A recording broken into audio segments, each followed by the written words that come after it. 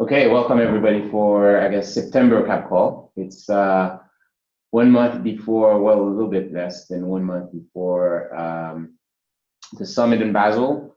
So I'm not sure how many people will join this one, but it looks like we're gathering a group. And there are really two good calls. So if you are here to listen to those calls, they're gonna start soon. First, an update on Service Fabric from the SAP team in India. And then we have Vashi ready from Pivotal, who's going to give an update on CFCR, or I guess the project that used to be called Kubo. This is essentially spinning up Kubernetes using Bush, and of course other things too. So we're waiting on her. She will join us towards the middle of the call because she's actually on a separate call. Is this Dr. Nick? All right. I didn't expect you, but I can hear you though. Talk now? Yeah. I can talk now. All right. How you going? I'm well, man. I'm happy to see your face. I'm equally happy to see your face and everyone else that actually has their face turned on. Excellent. Do you want to say something? You want to announce something, or are you just going to stay there in the middle of stuck in the wing? I'm going to move at some point. We love you, man, so we're just giving you time. What do you want to do? Just wanted to say hi. All right. Are you coming to Basel, right? Yeah. Excellent. So everybody... I'll be a spring one for anyone there next week. Sweet. So if you're in San Francisco, come see Dr. Nick. And of course, come to Basel. All right, so let's get started. I think the first thing we always do is we give Swarna or Chip, but Swarna is here, a chance to kind of give us an update on CFF, what's going on, and then of course Basil is doing this. Yeah, Chip is en route to China, so you have to settle with him for today. Yeah, well, we're happy to have you. We do have a ton of updates, but I won't go through every single thing. I did update the document. We are at 715 for Basel registration. I don't have the exact number from where we were last year this time, but I hear from the events team that we have been trending higher all through ever since the registration started. So Basel is looking good. The schedule and everything else is final. So I added links for trainings and the rest of the day zero activities. And if you are interested in the hands-on labs, just go to the schedule and filter by the hands-on lab. You will see the long list of hands-on labs that will be offered in the Foundry. The other thing that I also wanted to highlight, I don't know how many of you were in Boston and did or did not take advantage of the headshot sessions. We are also offering that again as a complimentary headshot session again in Basel. So if you want to get a professional picture taken, please take advantage of that. And thank you for all the nominations we received for the community awards. I really was impressed with the amount of nominations we got for the community awards. It was definitely a lot higher than what we received for Boston. So I can't wait to announce on Thursday of the summit.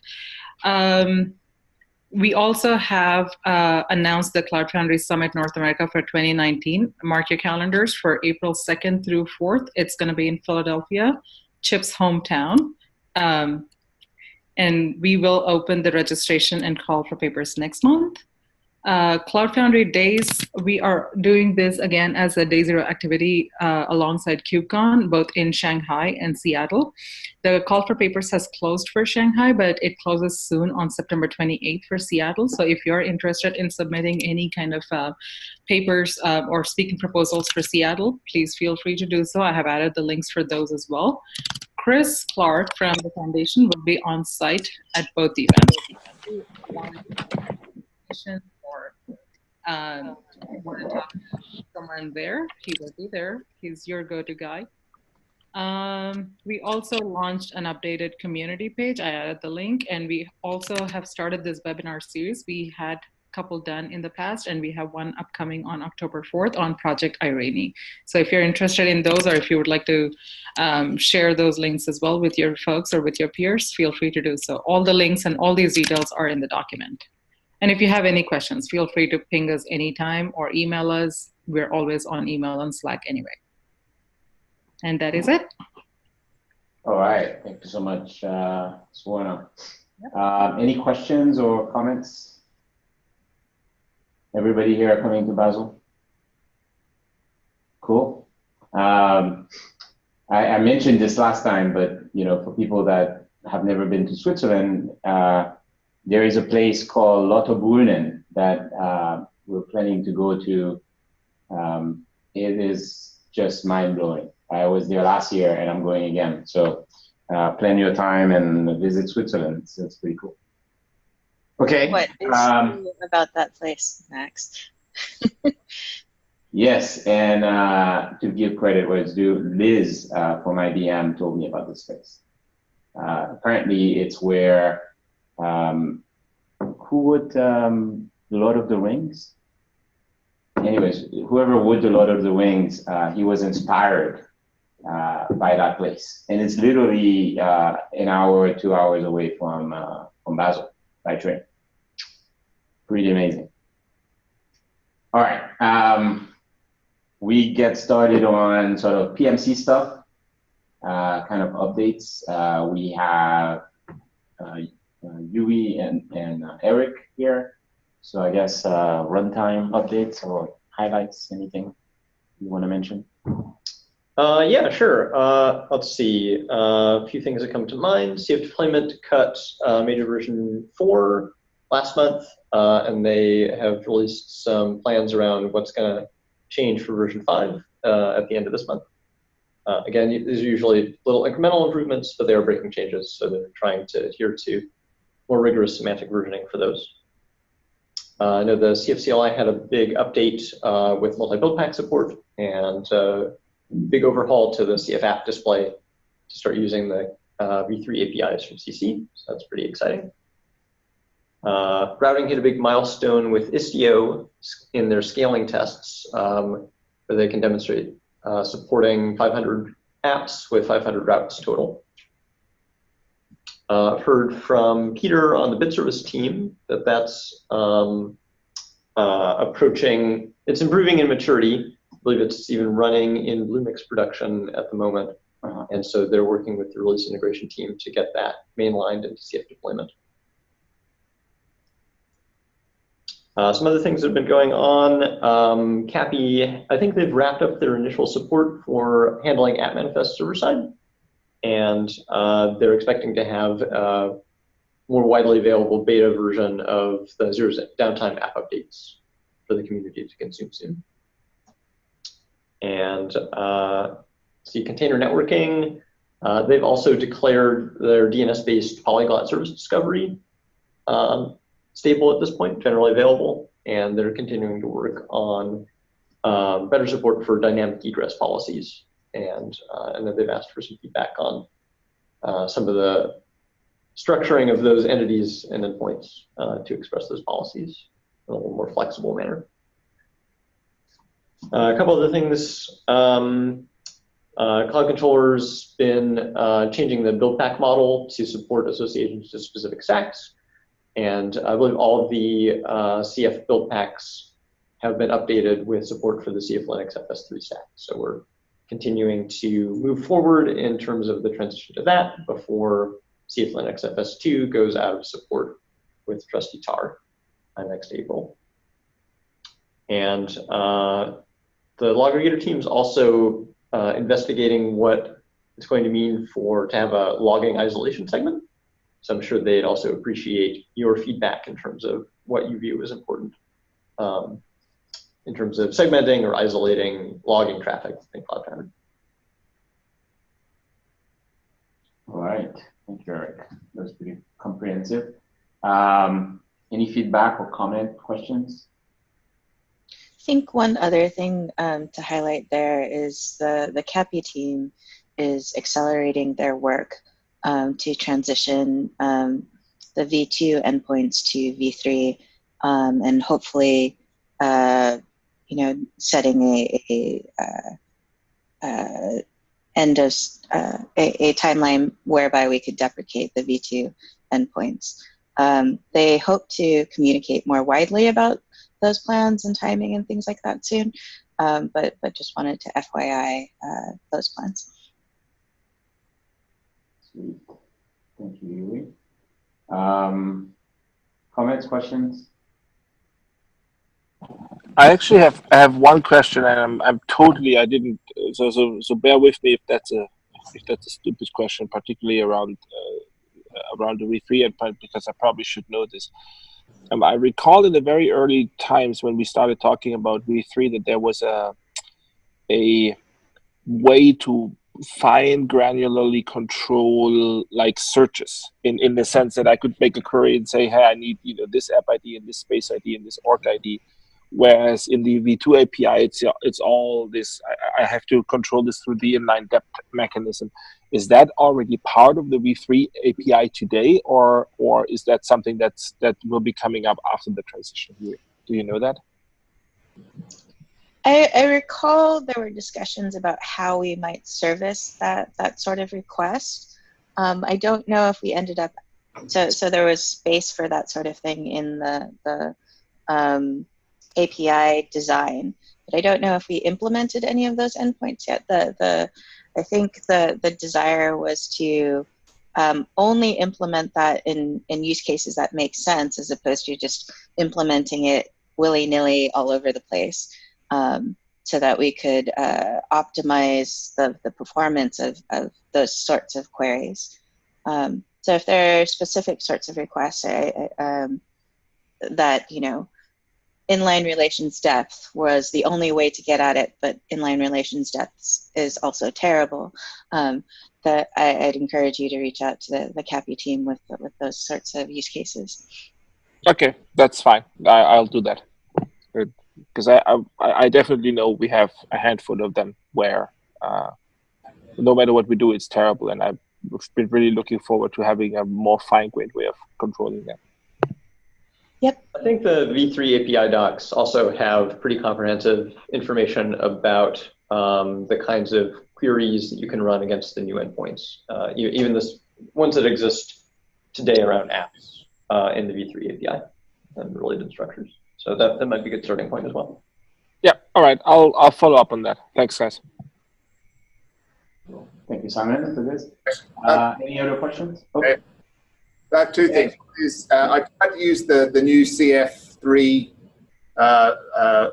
base image for stack, but the apt build pack doesn't work on it. And I was told it's not a supported build pack, or it's not loved, or I can't remember the word, but it's blocking me. I can't move to the CF3 without that working. So I'd love it to be supported. It's really helpful. It's either that, or you have to move to Docker images for certain scenarios. And the other thing was the CF, as the CF CLI moves forward, there are certain downstream users of it that aren't maintaining compatible, aren't coming. How do I put this? So I tried to move forward with new manifest with build packs, but then the Concourse CF resource is not packaging a new version of that. Therefore, it complains that it doesn't know what this is about. So therefore, I had to go back to using the old schema, because I did talk to the new PM for the CLI a few months ago about that. I think, which is why I reported about it, that the CF CLI team should own that resource, that they should own that it works and it's got all the fields, because really, should humans actually be touching the CF CLI anyway? Certainly for push, maybe not. So therefore, perhaps the CF team should own CI, experiences. They said no. So that just means that whether it's Concord or everyone else's, if we don't keep maintaining backward compatibility, we're going to have users using one version of the CLI and CI systems having a very older, different version. Or someone has to maintain forks or whatever. And if that didn't make sense, I apologize. I can explain it some other way to whoever wants to hear it. I guess to the first point about the apt build pack, and I don't know if Steven's on the line. I believe he's on vacation. Sorry, I don't mean to talk about things for people that aren't here, just while we're chatting. Sort of share. Sure. I think that's still the scope of that team, and whether or not they're maintaining it. I don't know who created the apt build pack, and then therefore the question of maintaining it. But I do agree that there's some usage to it. So I'm not quite sure, like at least with the scope of that team. Of the supply stuff, like when they supported final, when they broke out the supply build packs, it's kind of like the canonical example of a supply build pack. If we don't have the apt build pack, you've kind of got to start making bespoke build packs till the cows come home. And they're not that easy. Maybe we can follow these up in different channels. I don't think that we've got the people here to answer these questions. And also, you're going to be here in San Francisco, right? So come talk to these guys live. But the build pack team is in New York. No, I was thinking the CC and so on. Okay, but let's take a short break. But thank you for this. Let's move to Bosch and see if there is any update. I see that Danny's here, but let's see if maybe Morgan or any of the PMs, the new PMs for Bosch. Marco. Yeah, I'm here. Hey, what about me? Fred, how are you, man? I'm good. All right. So few updates from Marco this time. First, we are right now having a vote about the potential incubation for a Huawei Cloud CPI. Discussion is still underway, so we expect to wrap this soon. So if there's anybody from Huawei or connected to Huawei here on the call, we haven't forgot about the vote. We are simply having those discussions. Also, we have announced that a few CPIs have graduated from incubation. So the AWS, OpenStack, vSphere, Google, and Azure CPI are now full-blown projects as part of our PMC. And this means that we will be moving the GitHub repositories under the proper GitHub organization. This means that we will have new releases on Bosch.io to deliver those artifacts. So there will probably be a grace period, but if you rely on the URLs that point to the current resources on Bosch.io, plan some rework in the next few weeks since the URLs will change. We'll probably try to have some aliases, but at some point the old URLs that point to incubator or something like that will be dead. So take that into account. Also, we are currently working on, I would say, official statements for our support policy for stem cells, the director, and Bosch deployment itself. So we just want to make clear what the support expectation is there for those three distinct artifacts. And so if you have any input about that, for example, we know that some people rely a lot on Bosch deployment and see in it a kind of official way to deploy Bosch. Some other people have a different opinion. So we just want to listen to you guys and make sure that whatever route or whatever we do going forward will be explicitly defined somewhere, probably somewhere on Bosch.io when you download the stuff or something else. So any input that you have, please reach out to Morgan, myself, or to team members like Danny, and let us know what you think. We are looking forward to hearing from you. Apart from that, the team has been busy delivering small features in the last few weeks, bug fixes and things like that. Big chunks of work ahead are improvements to DNS, LTNS in San Francisco. And in Toronto, we'll be delivering things around better information in the drain scripts to ensure that you can make better decisions about what to do in those scripts. And we'll deliver things around concatenated CAs in Bosch manifests as well. And this will make, at that point in time, our certificate rotation support complete when we deliver that last part. And that's it for Bosch. Excellent. Thank you, Fred. All right. We don't really have time for lots of questions, but maybe one if there is a question on Bosch. A quick follow-up or something. Oh, yes, okay. Please. Yes, Ben. First, thank you, Frederic, for the new stuff. I've always wondered what is the difference between the default of the Bosch release and the default that are implemented in Bosch deployment? And I actually asked the question to Dimitri, but never had an answer. So what would you say about that? It's a very good question. Because it was about one setting that was true in one of those and false in, like Bosch DNS implemented by default in Bosch deployments. So I submitted a pull request in the documentation saying, okay, let's document that because it's implemented in Bosch deployments. And Dimitri said, no, I'm refusing this pull request because it's not the default in the Bosch release. Okay. I wasn't aware of that discussion. So please reach out to me after the call on Slack, and maybe I can have a look at the pull request and discuss it with Morgan to see what it is input, because we are a two-head dictator now instead of a single head. So it was quite some time ago, but so the okay. later question after that was, okay, what's the difference between the default in the Bosch release, which was false about Bosch DNS, and the default of the Bosch deployment?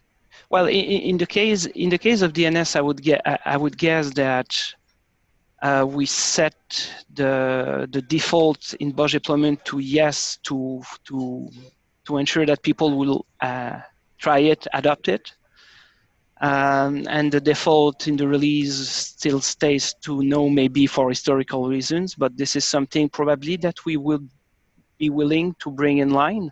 And going forward, I mean, that's part of our discussion about the role of Bosch deployment. And here we don't have a definite answer. We are still discussing illy among ourselves. But yeah, if you have any additional input in that discussion, we are more than willing to listen to you and see how we can reach an equilibrium or a compromise there. Okay, great. And we are expecting improvements in the drain script, because I've documented the hack about persistent disk becoming 0 to know that a node is going away forever. And we would like to have we need something better for inline in-memory databases, for example, that don't have any persistent disk. Right. Yeah, and in this case, we are currently planning to return information about the current and future state of the job, the instance group, the instance, and then you can make very granular decision about what you do. So you should be happy. We are busy. There was a Bosch note on the topic, but we are currently working on updating it. Once this is done, we will move the content to a public Google Doc to listen to feedback from the community. Okay, great. Thank you. All right. Thank you, Ben and Frederick. All right, let's move on to the next two and see if there's any updates. We're going to have to go fast because we want to give time to the speakers that we invited. So is Doug or Matt here for any updates on Service Worker API? No? All right, so for extensions, I'll mention just one thing. The Abacus team, this is the metering engine for Cloud Foundry. They submitted a proposal. I would ask you to take a look at it, because this is essentially the next version of Abacus that they're working on. If you're interested in that project, come to the CF Extensions BMC calls every month, and you can get some updates on that. Obviously, there's other projects, but we don't really have the time. Let's go now to the invited speakers. We have our colleagues from SAP in India, I think, from Bangalore. So, Subhankar, are you here? Yes. Am I audible? Yes, well, I can hear you. So if you want to share your screen and give us a quick update on Service Fabric, if you can keep it at 15 to 20 minutes, that'll be great. Thank you. Sure, I'll try. Okay, so maybe I'll quickly start. Hello, everyone. So I'll be talking about Service Fabric 2.0, which is a improved design of Service Fabric. So these are the contents that I'll be talking about, why the new design was introduced, what was the motivation basically, and then what it offers, and briefly the high-level architecture and the capabilities, and maybe if time permits, then we will also have a very short demo. So let's quickly see. The main motivation behind Service Fabric 2.0 was the following. So we wanted to basically integrate new provisioner. As you probably would know that Service Fabric at this point supports BOSH-based provisioning and Docker-based provisioning. We also wanted to integrate new provisioner, and we wanted to basically find out how easily somebody can integrate it. And on the similar line, we also wanted to have new backup mechanism integrated into Service Fabric, along with the one that we already have, something like DBR or Shield. Also, we wanted to have a event-driven architecture, which is easily pluggable, and you can do a lot of stuff like monitoring and logging. Also, we initially we started with state as a stateless broker. So we wanted to reduce some of the platform dependency that we have, also some of the BOSH dependency that we have for state, and we wanted to maintain some kind of minimal state in the broker side. So with this, basically, we introduced Service Fabric 2.0, which is basically a control loop based architecture and event driven. We use Kubernetes API server for the eventing. So how it basically works is the broker basically sends the events to the API server. So the broker basically is a API controller layer which only sends the events to the API server. And you have different operators which basically watches and listens to these events and processes them. So going to the high level architecture, so if you see on the top, we have different consuming platforms, be it Cloud Foundry, Kubernetes, and maybe more. So in the service broker framework, we offer two types of APIs. One is the broker APIs, which are conforming to OSP API, and which basically offers CRUD operations on the service instances and bind or unbind, something like that. And we also have some extension APIs like for doing backup and restore and stuff like that, which could eventually become Actions API when probably OSP API spec comes with Action. How it works, the new design works is like whenever a create or an update request comes, the API controller layer basically sends an event through the custom resource definitions. It creates a resource in the API server. Of course, the API server is again backed by the HCD as the backend. And then on the operator side, we have currently BOSH operator and Docker operator, and somebody can also write different other operators, like you can write an operator for Kubernetes native service provisioning. These operators basically are watching and listening to the API server resources and any changes to them.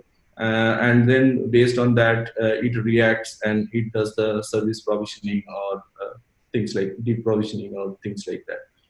So in a nutshell, the capabilities that it offers, so integrating new provisioner becomes easy now that the flow is decoupled from the Service Fabric's main code. And also bringing in new capability, a new mechanism like backup and restore also becomes easy.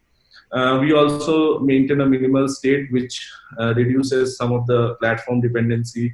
For some of the metadata that we need to acquire, something like plan ID or service ID for a particular service instance. Also, the fourth point is very important is you can actually write new operators, which can be in any language. So it also enables polyglot programming, and somebody can also contribute to Service Fabric and bring in new provisioners. Also, different other functionalities can be brought in, something like monitoring or logging, because it is event driven, so somebody can listen to those events and bring in new features. So with that, we will probably, we have some time, right? You have about 7 minutes. So if you can we'll see a short demo about how it works. So I'll hand it over to my colleague Ketaki. So over to you. Okay, hi everyone, this is Ketki here from Service Fabric team. So I'll just quickly show you a demo. I'll just take a moment to explain what these panes represent. So here on left hand side, there is API server where I'll show how the resources are getting populated, how their states change. And then over here, I have a platform, which is CF for now. And then we have a backend. In case of Bosch, I'll show how the Bosch deployments are getting spun. So let's start. I'll show you the marketplace here. So as you can see, we have already Blueprint service, which is also open source. So it is a dummy service that Service Fabric provides, and it has various plans, mainly Docker and then Bosch based. So we can create a service instance of this Blueprint instance service.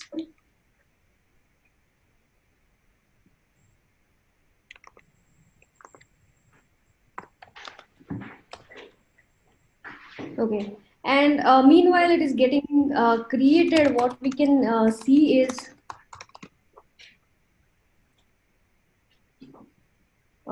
here we can see that in API server there are resources getting created for the same. So resource type that we have for this Bosch based instances is director, and the name here will be the deployment name. And we can see that the type of event is create and it is in progress. Also, we can see in Bosch that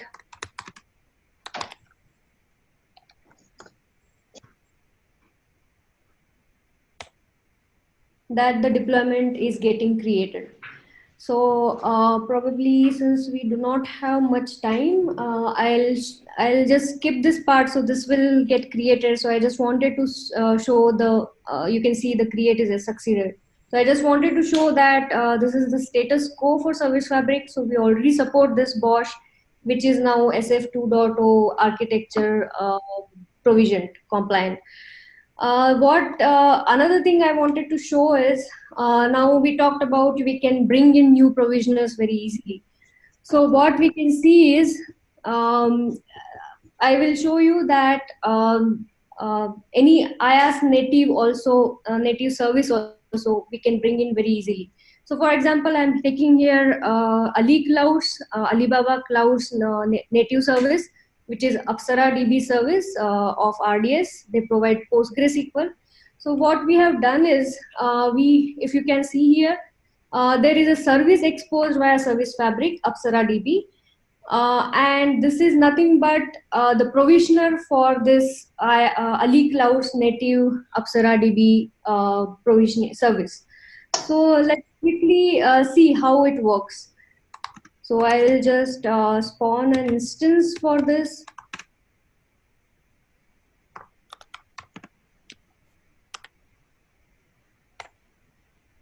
Okay. Similarly, we can again see here that the instance is getting created. Here, the resource type is Apsara.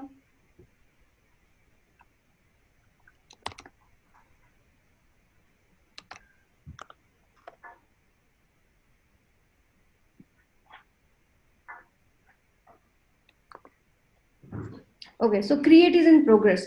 So meanwhile, what I'll show is,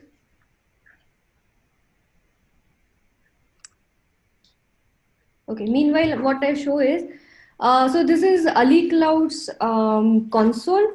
And what we can see is there is an instance getting created here, which I just spawned, and it has the instance ID starting with 4E76, which we just saw the resource for.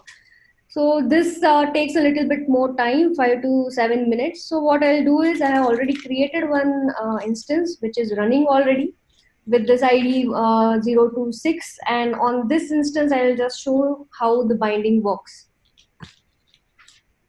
Okay, So let's see the CF service. Okay, so you can see that this is the same service instance I was talking about. So I'll just create a key for this.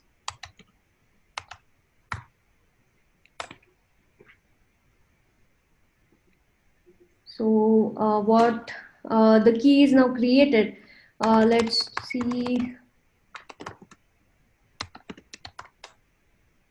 Okay, so here in the backend, what I'll show is we'll just connect to this. This is a Postgres instance. So we'll just connect to it via this service instance. So just one more thing I'll show is in this instance. So basically what we do is we create a internet address for this via which we can access this instance. We create some accounts, we create initial databases. So this is all part of the create service instance, which is done via Service Fabric and the provisioner integrated with it. Okay, so let's see. So this is the username.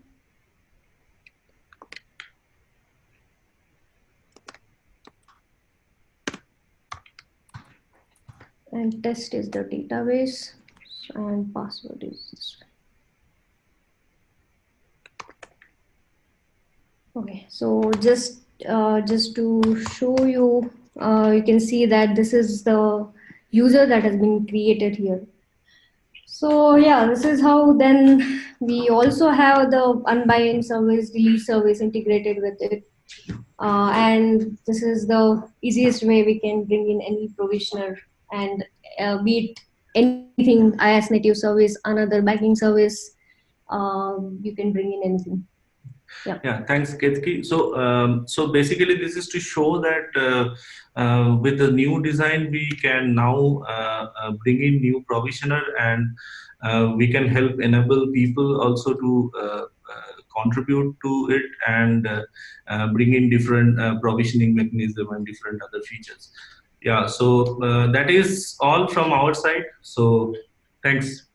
Excellent, excellent. Thank you so much. We don't really have time for questions, but I will ask one thing, which is where would people go to find more information? Because obviously people will watch this on the video. Can you tell them where to go? Do they go to the Service Fabric repository on GitHub and they'll have all the documentation and links to how they can contribute and add more provisioners, or do you have a blog post? Yes, so all the information should be available in the GitHub repository. So you can check the READMEs or the other documentations link that we have as part of the repository. So the repository is Cloud Foundry Incubator and then Service Fabric Broker. You could check out the wiki and the API documentations also that we have, the architecture documentations also that we have. And also, if you have any questions or issues, feel free to raise issues on GitHub, or you can directly contact us on the Slack also. Excellent. Thank you, Service Fabric team. Thank you, Ashish. All right, so now we're switching to the last talk, and we have Urvashi ready. She's here. She's from Pivotal, and she's going to give us an update on, I guess, CFCR. So, Urvashi, all yours. Cool. Thanks. Yeah, just a couple of slides here. I'm going to share my screen.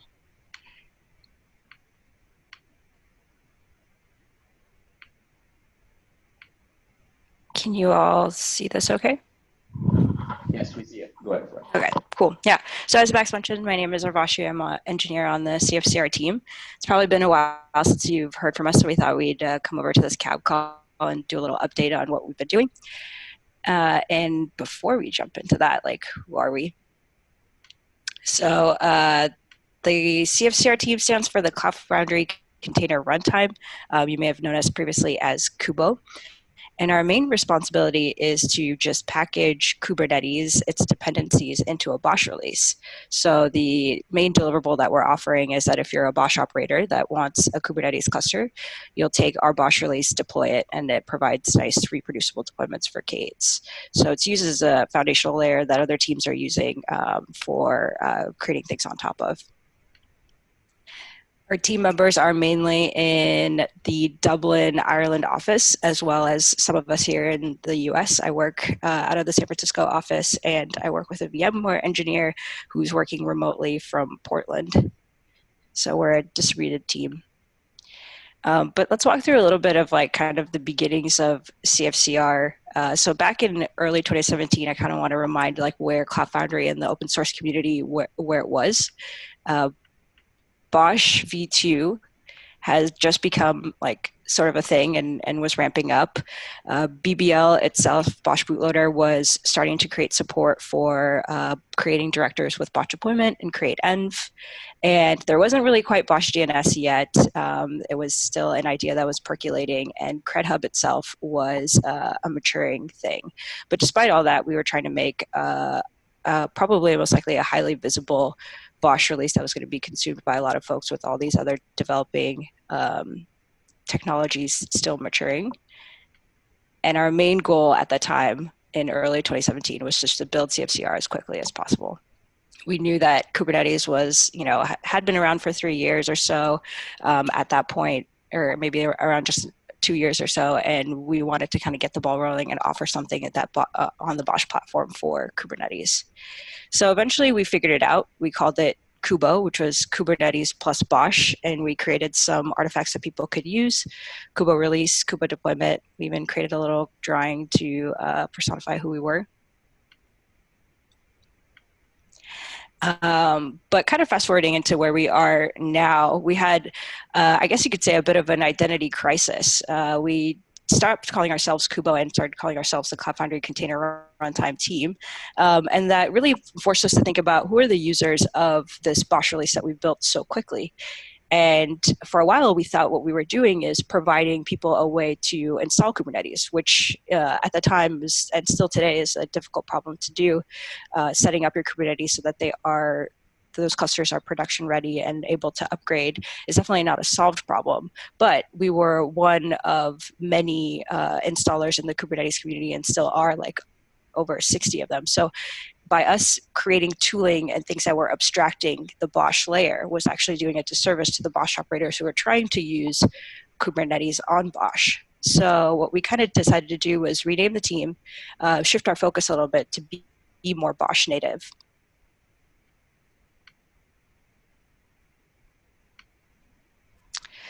So that means what we're working on right now is continuing to flesh out that Bosch native experience. And what I specifically mean by that is we were previously creating our own Bosch directors and abstracting them into like fairly large bash scripts, and we would require users of CFCR to kind of take the artifacts that were produced out of creating that director in order to be able to create CFCR clusters in their environments, which was kind of not the greatest experience. And if you already knew what Bosch was doing and how to operate it, it really was actually preventing you from being able to use and create clusters with ease. So we're kind of doing away with all of that, and we're moving a lot of scripts and things around. So you'll see a lot of turbulence, I guess, in our repos currently. But we're continuing to flesh that out, and all of those products that I was talking about back in the day in 2017 that were still maturing, they're really, we're leveraging a lot more of those and making it a much more Bosch native experience to use CFCR. We're also thinking a lot about how we can secure clusters.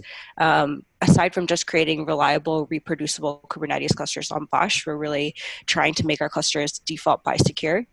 For those who played around with Kubernetes, it's pretty much kind of the most popular workloads, or the most common ones, do want you to use a privileged containers. But there are ways that you can continue to lock down that cluster, and we want to give cluster administrators the ability to play around with some of those admission controllers and turn those on. So one of the next features that we're working on in particular is pod security policies, which is a Kubernetes feature that will allow people to specifically define what their cluster users will be able to do and not do at a much more granular level than just disallowing privileged containers or disallowing some other security contexts that you can enable in those Linux containers.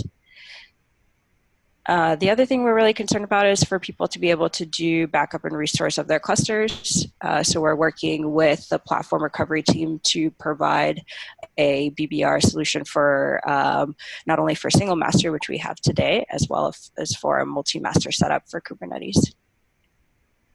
And so I already said this, we probably about more than 6 months ago released the multi-master support. I was on master of CFCR release, and right now we are rolling out just more support and for ways to people to manage that. I think I had mentioned back in the day, people were really nervous about etcd, especially in the Cloud Foundry community. But what the CFCR team did was create their own etcd release that's specific for CFCR, and it really goes through all of the etcd operator guidelines and makes sure that we adhere to that, and does less of the orchestration I think that we were bitten by in the past.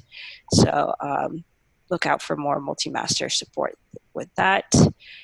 Some of the challenges that we're kind of currently facing in CFCR is a little bit of that technical debt that I described, where we were provisioning our own BOSH directors and things, and kind of abstracting BOSH away from the user, which actually meant just a lot of tooling that we now can get rid of, but is very deeply integrated in our CIs and the way that we were kind of offering tooling for our product. So we're paying down some of that technical debt now after we've taken a step back from having to ship really quickly. And another kind of like challenge that we have is figuring out what's the level of configurability for the CFCR release. We have a whole range of users who come wanting to use the release to set up Kubernetes on BOSH. It can be people who just want a cluster and just want our default settings. And then there could be some really experienced folks who know exactly what they want, or trying to build really cool things on top of it, that want all of the features and flags enabled inside of the Kubernetes API server, things of that nature. So trying to find the right balance so that we can continue to have those reliable clusters without people shooting themselves in the foot, that kind of thing, and produce like a good product.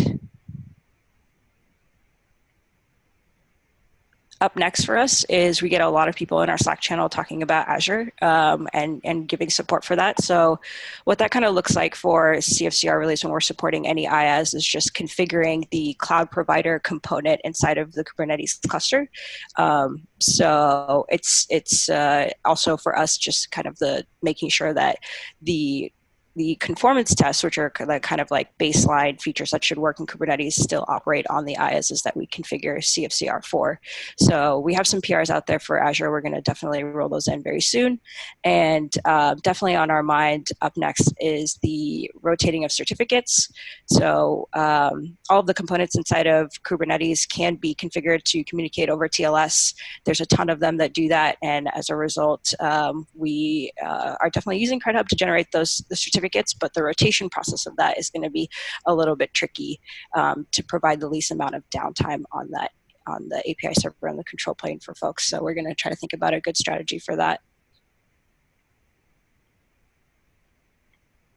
And that's pretty much it. You can get in touch with us. Like I said, we're an open source team. We're in the Cloud Foundry CFCR channel. You can email us. My anchor is on the call as well, and maybe my PM is too. And yeah, those are our Slack handles if you want to reach us and talk to us. Okay, sweet. We have a few minutes for questions. Let's see if there is any comments, questions. Hey, are there any books would you recommend reading? It's a general question, Dimitri. Anyways. You could Slack us in the CFCR channel. We'll be happy to help you with that. Will do. Are you writing one? Is that a plug here, Dimitri? You never know. Oh, okay, good. Those who can't do teach. Oh, do you want to say that out loud? Not really. Okay. Other questions? I guess let me ask you. So you said, Urvashi, that you have now backup and restore. So does that mean that you're periodically backing up the cluster, or how is the data being, I guess, saved? Like how often? I'm not sure exactly how that works, because I remember in BBR you have to kind of configure each component so that it actually does its own, you know, strategy and backup. But in this case, I guess you have to package all the different pieces of Kubernetes to do this, or? Yeah, so to be more specific, for backup and restore, what we're really doing is snapshots of the etcd nodes that are supporting the Kube API server and the backing store for it. So we just build the scripts are baked into CFCR release so that someone who is using BBR, the CLI, can come in and take on whatever cadence they would like backups, and then use that to restore new Kubernetes clusters. I see. Yeah, so I've written in, backup scripts inside of CFCR so that they can automatically integrate, and what to do post-restore, pre-restore, that kind of stuff, like taking down the control plane, taking down etcd so that you have a safe thing. Okay, interesting. So all this is part of the current release, right? All of this is part of the current release, but that backup and restore stuff is just for single master. We are working with that platform recovery team that builds BBR to do support for multi-master as well. So they recently submitted a PR for that, and we're probably going to roll that in and test it in CI very soon. Cool, thank you. Nice. That means it's maturing, all this good stuff, right? Cool. Yeah, it's definitely maturing. We're decoupling a lot of things that didn't need to be part of our product before. So it's going to be a much more, I think, easier experience for people who are Bosch native and need a Kubernetes fairly quickly. Mm-hmm. Cool. Any other questions? I think long time ago, Dr. Nick made some PRs to Kuba deployment to simplify, I guess, the command to deploy. Are we at a point where it's just a single Bosch deploy without much configuration, or are we still kind of slowly trending towards that? Oh yeah, we're definitely at a place where the manifest just works. So you can deploy that. There are some most people want, the cloud provider integration so that they can provision IaaS resources within the Kubernetes cluster. So there's a couple ops files for that. But yeah, we're pretty much at that point already. And on our Kubo release README page is where you can find the documentation for this. Excellent. Cool. Do you have any follow-up, DK?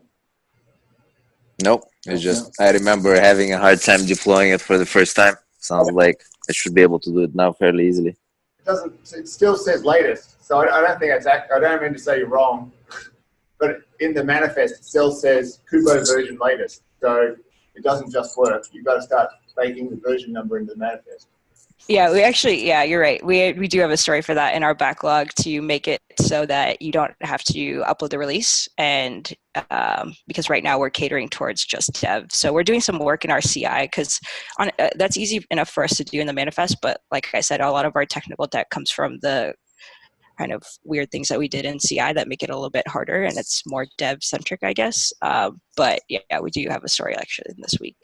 For anyone that wants I have a temporary project. Until this gets done, there's a CFCR compiled deployment project. So all the projects are compiled and the manifest just works. And so if anyone wants that, at some point I can get rid of that project when it is upstream. But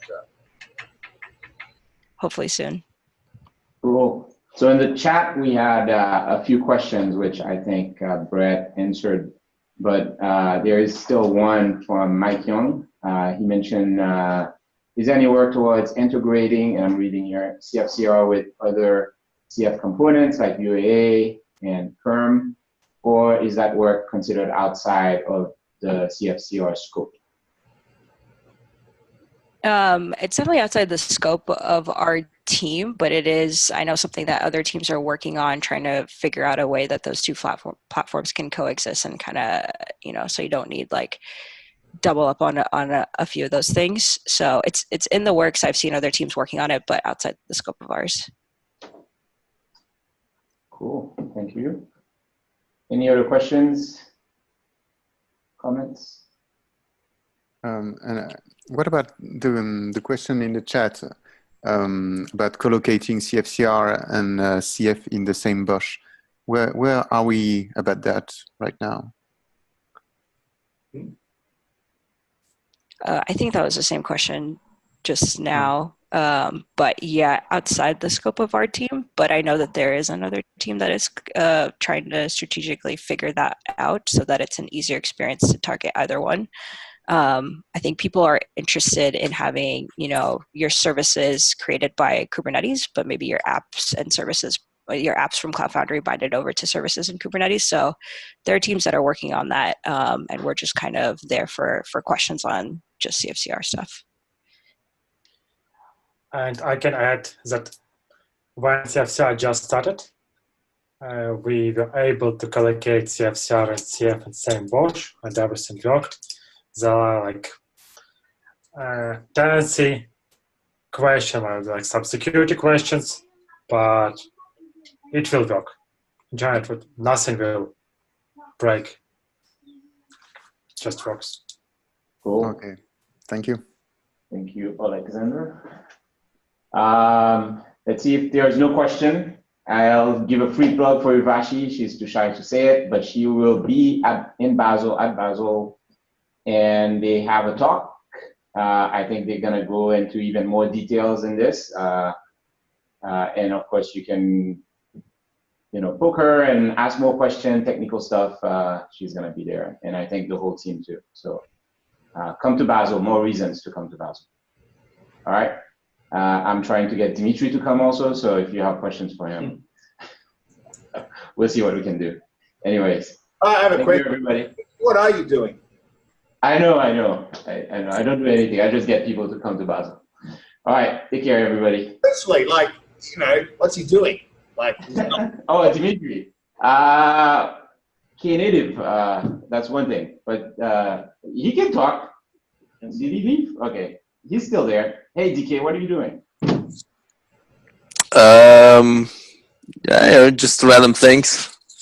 Mostly Kubernetes oriented.